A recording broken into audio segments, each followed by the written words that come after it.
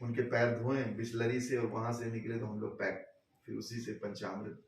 गुरु सेवा करते हैं, गुरु को प्यार करते हैं।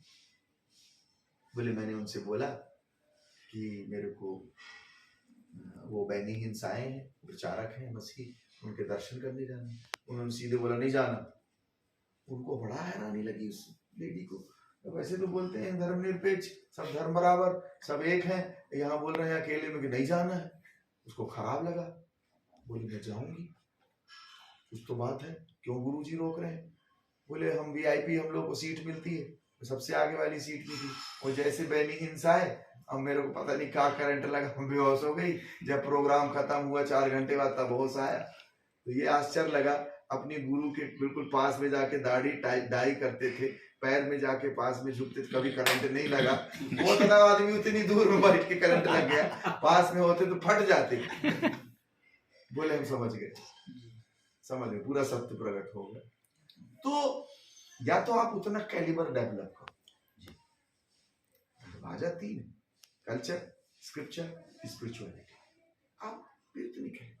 अब वो बजिंदर सिंह है तो वो पतला दुबला सिमटा सा वो धमासा मचाए वो, भला कोई बोल ले, कूद कूद बढ़िया वो लोग खुले आम प्रवचन हो, उन्होंने नचा डाला पंजाब को। मैं भी गया तो देखा, एक कोई नरूला जी है जी, वो भी बढ़िया लगे हैं, हीलिंग और प्रभु के दास है। उनको वो दरवाजा पकड़ लिया, गेट ऑफ स्पिरिचुअल, अध्यात्म की अवस्था पकड़ ली। एक दूसरा स्तर है। यीशु जी स्वयं 3 चीजें करते थे, टीचिंग, प्रीचिंग और हीलिंग। ये उनके मूल टूल थे उस समय। वो तो साक्षात ईश्वर है, स्वयं ईश्वर है, स्वयं स्वयंभू है वो। तो वो टीच करते थे अपने चेलों को। हम लोग टीचिंग हो रही है, प्रीच करते थे वो वहां प्रजा को, जनता को, और हीलिंग करते थे। हीलिंग में सेवा थी, विधवाओं की सेवा, अनाथों की सेवा, बीमारों को ठीक करना, भोजन खिलाना, उनकी रक्षा करना। कोई मार रहा है पत्थरों से, एक औरत को नहीं, कई सैकड़ों को मारो मारो, वो तो एक आख्यान है, हजारों आख्यान है, बहुत सी चीजें लिखी नहीं गई हैं। क्या सोचते हैं 3.5 साल में जो आदमी कहीं बैठ नहीं रहा, इतना सा ग्रंथ लिखे जाए। पतरस, जो चेले कह रहे हैं लिखा जाता है ना तो पृथ्वी में पुस्तकें ना समाती, इतना हुआ है। लेकिन चुन चुन के रखा है उन्होंने, चुन चुन के बचा रहे, रक्षा कर रहे। कितना नहीं होगा। ओ मैं साइप्रस में था, वहां मेरे को लाजर की कब्र दिखी, लाजर का स्थान था, वो वहीं के थे। तो हम साइप्रस में रहे और एक झील का पता चला, वो झील खाली हो गई। मैंने कहा ये झील इतनी सुंदर, इतनी बड़ी। बोले लाजर ने श्राप दे दिया था, आज तक नहीं ठीक हुई। कोई आख्यान लिखा है?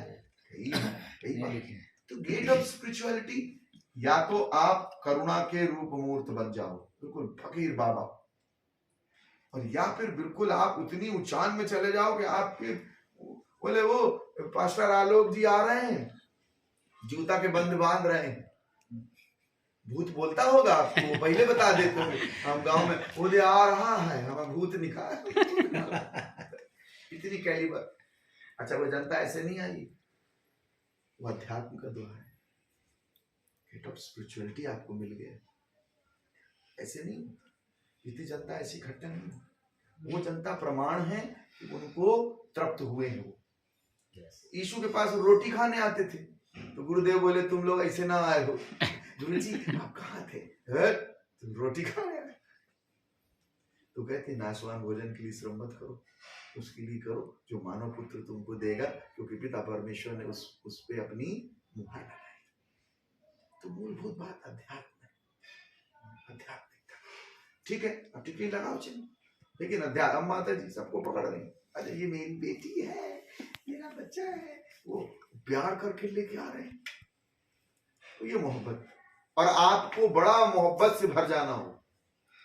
अब इस दुनिया में लोग खोज रहे हैं, प्यार खोज रहे हैं, तो आपको गुरु होना पड़ेगा, आपको ईश्वर का पूरा रूप धारण करना पड़ेगा। लोग आपको आचार्य बोलेंगे। ये अध्यात्म, इन द्वारों को लेके चलना पड़ेगा। बहुत हम ज्ञानी भी नहीं हो सकते, बहुत शायद हम ना पढ़ पाए, लेकिन एक पाठ बोले कबीरदास जी, पोथी पढ़ पढ़ जगमुआ पंडित भया ढाई आकर प्रेम का प्रयास क्या चाहिए उतना था। इतने गेटों में जो भी हमने मूलभूत गेट अपनाया, हमने स्क्रिप्चर्स का गेट है मेरे पास जी, कल्चर का गेट ले लिया। गेट हम बोलते बाप रे, आप मानोगे नहीं। एक पंडित जी ट्रेन में आए, मेरे गुरुदेव चरण वंदन, मैंने कहा बताएं। अब मैं बैठा हुआ, बताएं क्या बात। मेरे गुरुदेव, ये हमारा जनेऊ जो है